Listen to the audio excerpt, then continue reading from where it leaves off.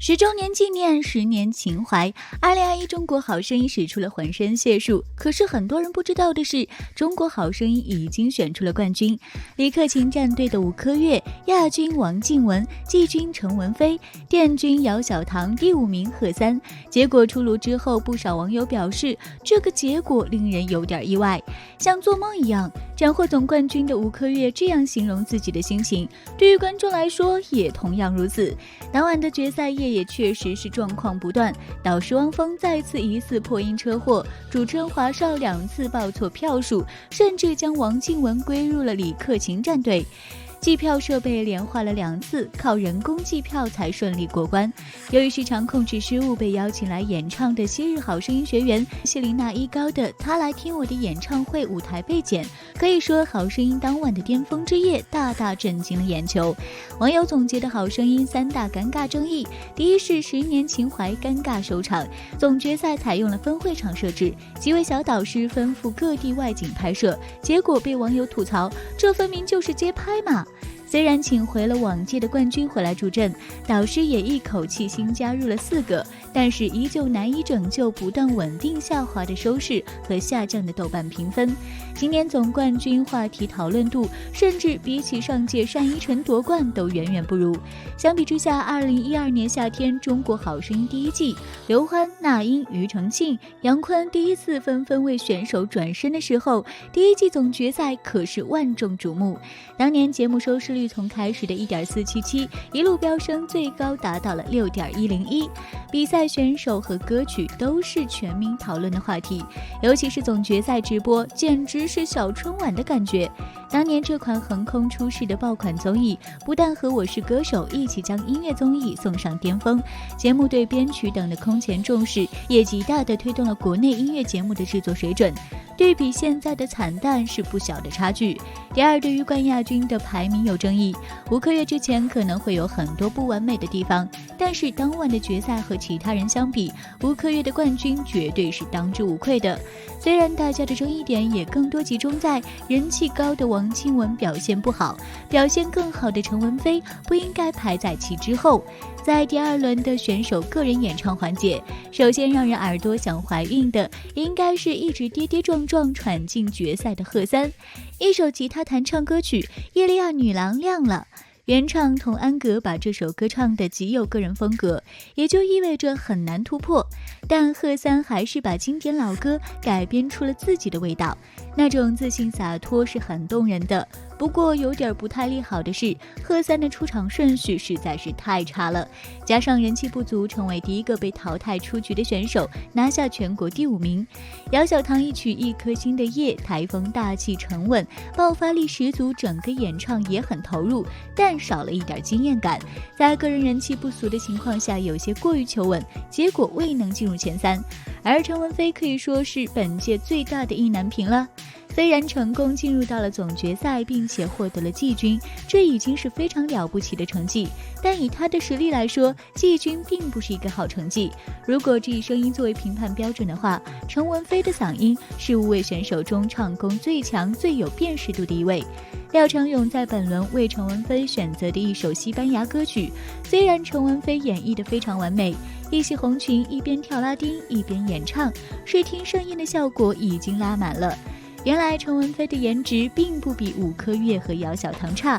但是这是一首西班牙语歌，无法引起共鸣，因为没有几位观众懂西班牙语，这首歌对于观众来说太陌生了。在决赛舞台上唱英文歌是大忌，唱小语种歌简直是自我放弃。但是抛开现场观众，陈文飞这首歌的实力绝对在线，唱出了旺盛的生命力，同时还有一股酷劲儿和倔强暗藏其中，最后仅仅止步第3。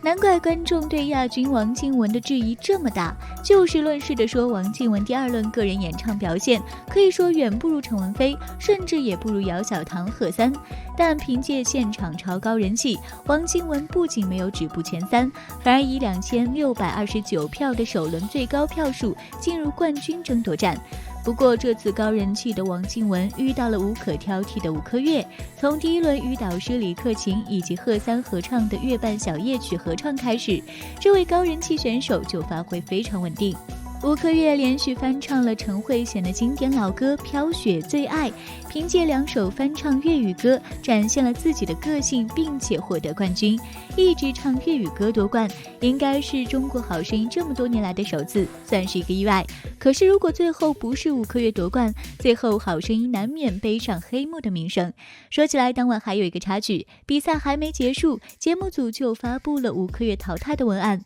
说明节目组内定的冠军并不是吴克月，所以早早准备了他的淘汰文案。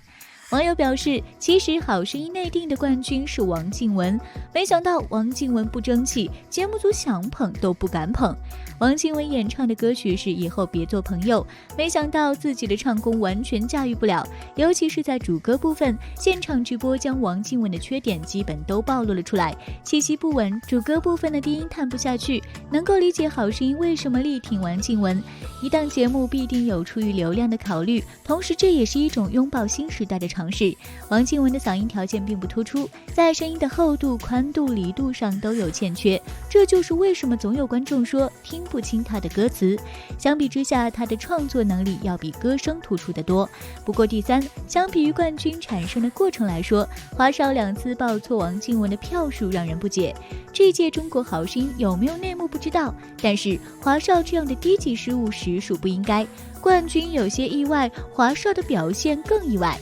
以往中国好声音总决赛的直播通常都会选择在空间开阔的鸟巢，而今年场地发生了变化，选择了室内，这样造成的结果就是现场收音更优秀了。以往的那些糟糕的直播音质有了很大改善，然而这种改善却并未给观众带来动听的歌声，歌手们依然紧张，各种瑕疵也被放大，好几个歌手的声音都在发抖。唱歌的时候比的不是谁唱得好，而是比谁更紧张。一个歌唱类节目歌声竟然比拼心理素质，实在是有些不合适。第四，没想到现场学员状况百出就算了，导师们的情况也不少。不少网友表示，姚小棠竟然被汪峰给拖累了。姚小棠的导师是汪峰。好声音决赛第1轮比拼的内容是导师与学员合唱歌曲《当我想你的时候》，本以为汪峰会是姚小棠的最强后盾，可没想到汪峰的状态很差，高音上不去，气息也不够稳。其实汪峰力舞能力是很强的，但在决赛上的发挥很一般，堪称让人如芒刺背，如坐针毡的舞台。这是一首汪峰唱了无数遍的歌，但选择这首歌是个明显失误。表面看歌曲能够充分显示姚小棠的爆发力，但姚小棠的音色有点尖，不够厚，最明显的缺陷是感染力不足，结果并没有充分发挥个人特色。最灾难的是，甘当绿叶的汪峰为了衬托姚小棠这条主线，明显是压着唱，把 key 故意唱低的结果是，不管是不是真的车祸，观众听起来效果就是车祸啦。这一轮姚小棠的票数很低，是她早早被淘汰的重要原因。同样有些糟糕的是王靖雯与李荣浩的合唱，这首陶喆的歌是很典型的台式 R&B 风格，曲风前卫，律动十足，本来很适合唱现场，但李荣浩这次的改编不是很成功。为了更突出人声，整首歌的律动都被改变了，加上王靖雯不出意料的开口就飘了，结果是整首歌听起来都很奇怪，和声部分尤其突兀，缺乏美感。最后想说一句，在决赛的舞台上，发挥稳定才是唯一的夺冠密码。吴克月发挥是最稳的，他夺冠一点都不意外。姚小棠、王靖雯、陈文飞都因为各种各样的原因没有达到自己最完美的状态，实在有些可惜。好啦，本期视频就到这里啦，如果你有其他感兴趣的话题，请在评论区积极留言与我们互动哦。我们下期再见啦。